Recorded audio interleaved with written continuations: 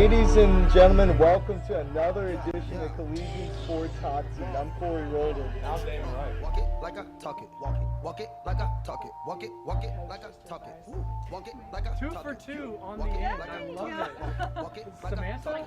Coach is one of the greatest coaches we Walk it had. like I talk it. Hey, walk it like I talk it. Walk it like I talk it. Walk it like I talk it. Walk it like I talk it. Ladies and gentlemen, welcome to the Collegian Sports Hot Seat. I'm Corey Rolden. And I'm Damon Wright. Before we get the interview started with Dr. Ambrose, we're going to have a Choctaw review. First, we're going to go to the gridiron where the football team is 2-4 and they play at Shorter this weekend. Damon, the team is averaging almost 30 points a game compared to only 12 last season. What do they need to do this weekend to get back on top? I think they need to feed the ball, give the ball to Dietrich Hawthorne. He continues to run down the field, make a bunch of plays for the Choctaws. I feel like we're going to go into Rome, Georgia, and come out with the W. Down the courts, the Lady Choctaws volleyball team is currently 7-18 and will be traveling to Orlando, Florida to play Eckerd University. Corey, what has been your take on the Lady Choctaws this season? I think Coach Laurendine has done a great job with this squad. They're very young. Their two leading scorers and kills are both freshmen, Kendall Platt and Jamie Burrows. I believe they have a bright future and they're on track. The women's soccer team has won 10 straight games and they currently sit at 11-1, tied for first place in the GSC. Damon, last year they lost the GSC title game 1-0 to Lee. What do they need to do this year to win the GSC? Well, new team, new year, and keep their winning ways going. They need to keep their winning ways going. If it ain't broke, don't fix it. If they continue playing how they've been playing, I think that they will have an easy road to the GSC championship. Now on the men's side for the soccer teams, the men's team is currently at 6-4 with a record of 4-3 in the conference. They'll be at Montevallo on Friday playing the Falcons.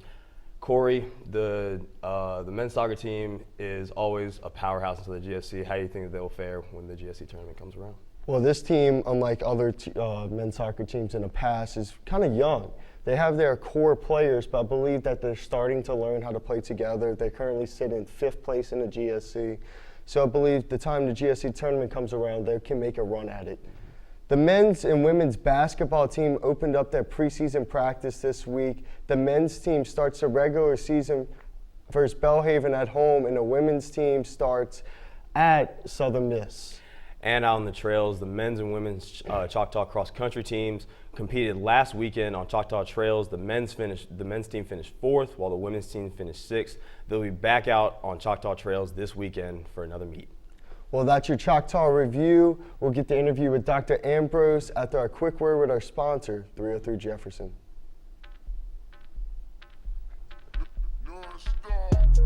Came through drippin', came through drippin', came through drippin', diamonds on my wrist, they drippin', ice. Came through drippin', came through drippin', came through drippin', diamonds on my wrist, they drippin'. Came through drippin'. Tired of the cab? Take a walk down Brick Street, 303 Jefferson. Open 6 days a week. Welcome back, Dr. Ambrose. What was your journey like to Mississippi College? How did you get from Louisiana to New Jersey to Mississippi College? Wow, that's a long road. So I grew up in a small town, Louisiana, called Tioga, Louisiana. I wanted the opportunity to play football at the next level. Did not have a lot of interest coming out of high school to play football. But I got a call from a small school in New Jersey, St. Peter's College at the time. They played 1AA ball, or FCS now. Visited the school, and it gave me an opportunity to kind of get away from home and kind of explore the world. So Jersey City, New Jersey, 23 hours away from Tioga, Louisiana. Spent 4 years there playing football, getting a degree. Ended up moving back home. I got my graduate degree at ULM. What's kind of crazy is I fell into higher education. The way I say I fell into it was I have 2 degrees in criminal justice and administration. And actually for 2 years I was a city cop in Monroe, Louisiana. And I fell into higher ed at Southeastern Louisiana University through the physical plant. And so I spent time in the physical plant and then moved into student affairs at Southeastern. And for over 8 years, I did that. And then I had the luxury of going and getting my PhD from Jackson State. And by the time I finished that in 2014, this opportunity at Mississippi College came forward. And after much thought and prayer, it was a it was really truly shown to us where God needed us, and it was here in Clinton, Mississippi. Awesome. Now, as the Assistant Vice President of Student Affairs, what do you do? Like, what are some of your responsibilities? My hand's in a little bit of everything. So I oversee the offices within student life, so that's residence life, so all of our residential halls. I oversee the Office of Student Development, which includes Student Government Association, all of our other social organizations like our tribes and clubs, all of our non-social organizations, also our intramural program.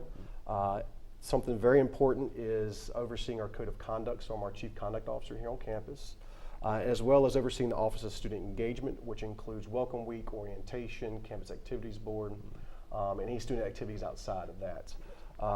Within that, I also serve on several committees for the university in a variety of different roles as well. So Dr. Ambrose, you said you played college football. Can you tell us a little bit about your career? Yeah, so going into New Jersey, one of the reasons why I chose St. Peter's was that when I spoke to the coach on my recruiting visit, he told me that I would get an opportunity to play early, and that was kind of what I was wanting. And going into a program that hadn't won a game, I think, in 4 years, okay, I was walking into a situation where I knew I had a chance. And somehow I was recruited as a cornerback, and I got changed to a free safety 2 days into camp. And so that kind of started my career. And when I started at free safety, there was 4 guys on the depth chart in front of me. And before my first collegiate game, those 4 guys were actually moved back, and I was starting at free safety for the team. I had an amazing career, football-wise. I was a 3-time All-Conference player, 3-time All-American. I led the country in 2001 with 11 interceptions in all divisions across football. I ended my career with 27 career interceptions, which ranks 4th all-time in NCAA history. So my football career was outstanding. It couldn't have been any better than how it ended. Awesome. So what impact has athletics had on like your personality? Athletics teaches you, I believe, it teaches you a sense of drive. Mm-hmm. It teaches you how to harness your passion and how to go after something. I think athletics teaches you how to set goals and how to be visionary. And and from a football standpoint, you enter the season, you usually have lots of goals: winning your conference, making the playoffs, winning a national championship. And so it helps you to become visionary.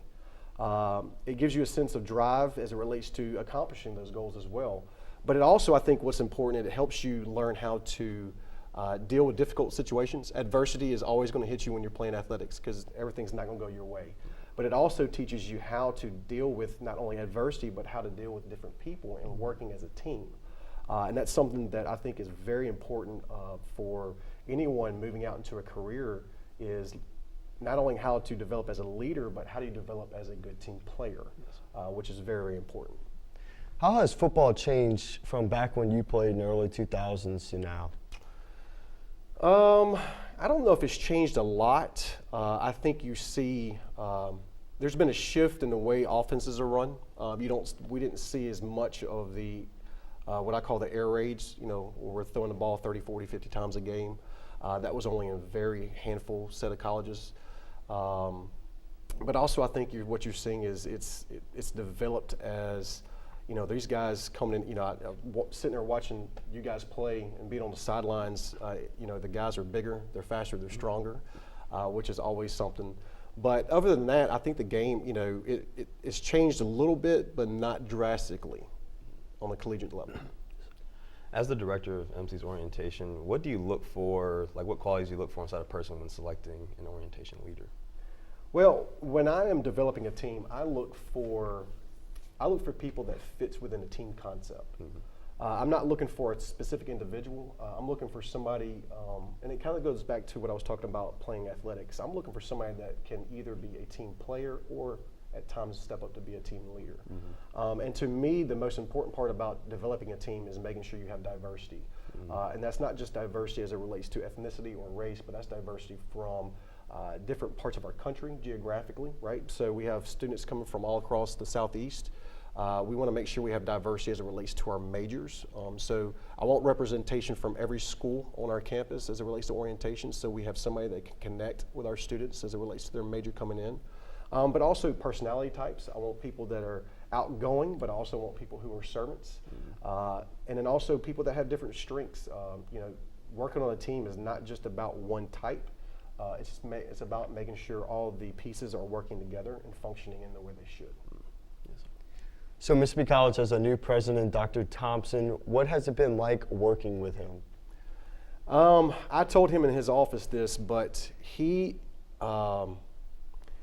energy is infectious, is the best way I can put it. His demeanor and the way he carries himself across campus and the way he is relating to students, it's just very infectious in the way he's approaching it. And it's sparked an energy and a love back to dealing with students and working on the college campus. Not that I was lost, but it's just sparked a new interest in going that way. And so I'm extremely excited to see what the future holds, not only for Dr. Thompson, but for Mississippi College, because I really, truly believe that he was the right choice for the right time for this institution. Yeah, he's been awesome. Absolutely. Fantastic. Speaking of presidents on this campus, tell me a little bit about your relationship with the SGA president, Anthony Jackson. Tick. Tick, I tell you what, our relationship didn't start off too well. Yeah. His freshman year, Anthony and I kind of collided the night before homecoming. You would have to ask him how that went down. But getting to know Anthony, I told him this in my house at the orientation dinner. I truly believe that the world is at his hands, and if he can do anything he wants to, it's just a matter of him wanting to go get it and accomplishing it. I really believe that if he keeps on the right path, he has the opportunity to do anything he wants. And I think he has a career in politics, which is always good, because he made me promise to come back and work on his campaign when he runs for his first office, which I said I would. But he's a great young man, and it's been a privilege of mine to be able to not only be a part of his life, but be a small influence in that as well. Dr. Ambrose, are you a movie guy? I am. If you can pick one movie to watch for the rest of your life, and you can only watch that one movie, what would that movie be? That's easy. That's Braveheart. Ooh. Braveheart. So you've got a little bit of everything in it. So it's about a love story. It's got some action. It's about the underdogs, right? And it's about a cause. And so easily Braveheart would be the one I would watch. What would you choose, Damon? Shawshank Redemption. Ooh, I love Shawshank Redemption. What would you do? Or which one would you choose? Catch Me If You Can by Tom Hanks. Leonardo DiCaprio. Yeah, Leonardo. I always loved that movie. So Dr. Ambrose, if you had to be handcuffed to one person for 24 hours, which person would you choose to be handcuffed to? Handcuffed? Yes. Oh gosh. 24 hours. With one person handcuffed side by side. Outside of my wife, right? Yes. Okay. I'm not really sure about that. I would choose, tell you what, I would choose Clarence Thomas. Really? Yes. Supreme Court Justice Clarence Thomas is somebody that is extremely interesting to me. His road to where he got and how he got there, I think would be extremely fascinating in hearing his stories. And he wouldn't annoy you too much. Do what? And he wouldn't annoy you too much. Probably not annoy you too much. No, not at all. Not at all. Who would you choose, Damon? For Darian Flowers, I feel like that would be entertainment at its finest. It would. Who would you choose, Corey? My roommate, John Berg, just because, he would be kind of quiet sometimes. He wouldn't say much. Yeah, he wouldn't say much. So, if you had to choose one place, what is your favorite place to visit? Favorite place to visit? So I'm an avid outdoorsman, and I enjoy to hunt. One of my favorite places to visit, because it's more sentimental now than anything else, is we have some family land in Arkansas that my brothers and I now hunt on. But it was a place that my dad grew up on. It's the land that my dad grew up on, and And since my dad's passed, it's kind of that connection back to him being there. And so it's a place to get away. It's kind of a place of serenity, but also a place of connection for me as it relates back to my dad. So you're a beach guy? I mean, you're a mountain guy over a beach guy? I am, and my wife's kind of the opposite. She would choose the beach over the mountain, but I enjoy being in nature. It's just kind of my way of recharging, and so. But I don't mind the beach, but in small stints there. Mm-hmm. What is your definition of a leader? Definition of a leader. That's kind of hard. Leadership to me is unique, and I think it should be defined by each person. And so the way that I define leadership is I truly believe in the idea of servant leadership, and it's very simple the way I believe in it.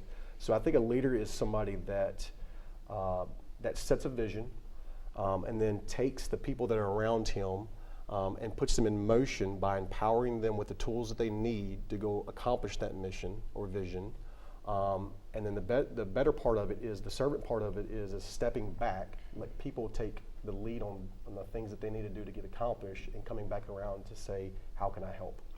And so to me, that's kind of how I try to live out my role in leadership itself is giving people what they need, getting out of their way to let them get things done, and then come back around and say, how can I help you make sure you're successful? Yes. When you played safety, who did you idolize your game around? I would love to have been like Ronnie Lott and being that hard-hitting safety, but I just I didn't have I was not big enough for that. So my game emulated a lot with like what Ed Reed did, and the reason why I say that is we ran the same defense as the Ravens did, and so I played basically center field. My job was to mop up any tackles at the end, but also defend the pass in all ways. So, but I always tried to emulate Ronnie Lott. I just never brought the wood like Ronnie would coming into the hole. Ed Reed, another Louisiana guy. Absolutely. Huh. What is one game inside your college career that you would want to go back and replay? My senior year, we're playing Duquesne University. We ended up losing that game. Duquesne University was the only school that we didn't beat in my 4 years in college. We had the opportunity to beat them, and there was one play in particular that I remember, actually two, that if I made a few adjustments on, there's a likelihood I probably could have got my hands on the ball for an interception, and I think it would have changed the game. In fact, I did get my hands on one ball that I should have intercepted. I did scoop one fumble and stumbled over my own feet because it was raining, and the end zone was right in front of me. So yeah, there's a couple plays from that game that just haunt me. And it's probably one of the worst interviews I've ever had too after that game, because I had a reporter ask me, how's it feel to never have beaten Duquesne? Oh no. I ended up having to bite my tongue, right? Can I hold my breath for a minute? How many touchdowns did you have in college? Interceptions, I only had 2, and then I had 2 punt returns, one my freshman year and one my senior year. Awesome. Throughout your time here at Mississippi College, how have you seen the school grow and change? So one way I think it has changed is, the demographic of our student body, I think, is changing. We're continuously getting more students from out of state. And I think that's a little different from those that live in Mississippi. And so that's changing the way we're looking at how we program for students. I think that's going to change kind of the trajectory of how the college moves forward. But also another change too is, we were transitioning to that Division II, which is good. I've seen a different caliber of athletes on our campus, but I think it's a different caliber of student athletes as well. I think we're recruiting a better student who's playing ball in some form or shape. You guys are a great representation of what that is, and so seeing better students being represented on our fields has been another change too. What does the future hold for Mississippi College inside your eyes? I think Mississippi College, under Dr. Thompson's leadership, is going to have a national presence. I think in the next 10 years, Mississippi College is going to grow tremendously. and I don't think that's just with student numbers. I think our brand is going to be something that people are going to want to know about, and I think it's going to be something that's going to attract people to want to be a part of. And I really believe that we have something special here. Yes. I really believe it. And I tell people all the time, I have friends that call and say, hey, I have a son or daughter that's looking there, and I tell them, I said, well, don't come to campus. Because if we get you on campus, your son or daughter is going to come to school here. Because there's just something different about this place. And I think it's very unique. And I think it's about time that out of the Southeast region, across the country, people start knowing who we are. Mm-hmm.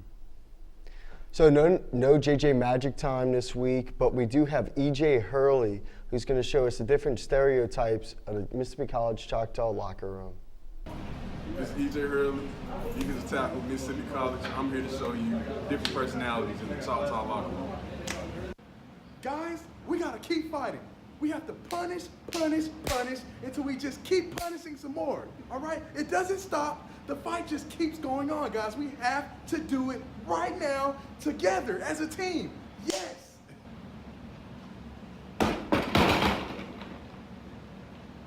Let's go. Let's go. Let's go. Hey man, hey, pick this up for me, dog.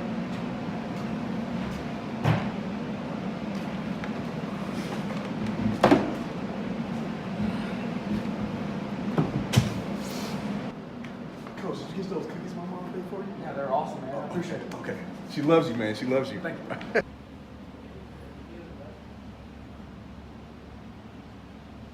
Let's go! Let's go! Get lead! Get rich! Hey.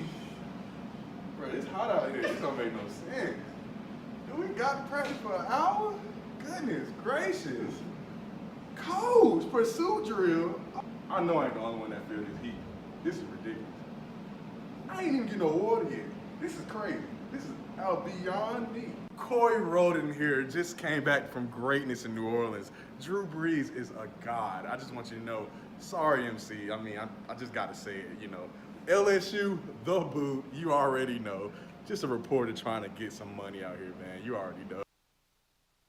Back now, Sadie Wise has a couple of trivia questions for us. Sadie? Okay, so first, so who played in the first college football game and where was it held? You know this? I want to say it was an Ivy League game. Ivy League team was in it, but they were not at home. Okay. I'm going to say Harvard versus, I don't know. That's a tough question. It is Rutgers Rutgers, yes. versus Princeton. Okay. Okay, and so who played in the first game against Alabama in Bryant-Denny Stadium? Who did they play? Bryant-Denny Stadium. The very first game. No idea. The Mississippi College Choctaws. Really? Mm-hmm. Interesting. Really? Okay, and so you mentioned that you're a Saints fan. So who was the first player ever drafted by the Saints? Of course you would ask. History. Does the expansion draft count? No. Well, expansion draft would be Jim Taylor, who just passed away. But Les No idea. Kelly. Who? Les Kelly from Alabama. oh wow. Interesting. I didn't know any of this. Oh, yes. Well, Dr. Ambrose, thank you for coming on. Thank you guys for having me. It's a pleasure. Absolutely. Well, that's it for the Collegian Sports Hot Seat. I'm Corey Rolden. And I'm Damon Wright. We'll see you guys next week.